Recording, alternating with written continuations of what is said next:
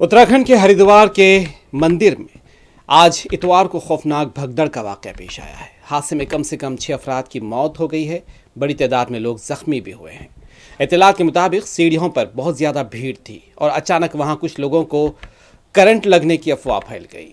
हंगामा सुनकर लोग खुद को बचाने के लिए इधर उधर भागने लगे। शदीद भगदड़ मच गई। यह हादसा उस जगह पर पेश आया जहां मशहूर देवी मंदिर के लिए चढ़ाई शुरू होती है। यह इलाका राम प्रसाद की गली के तौर पर मशहूर है।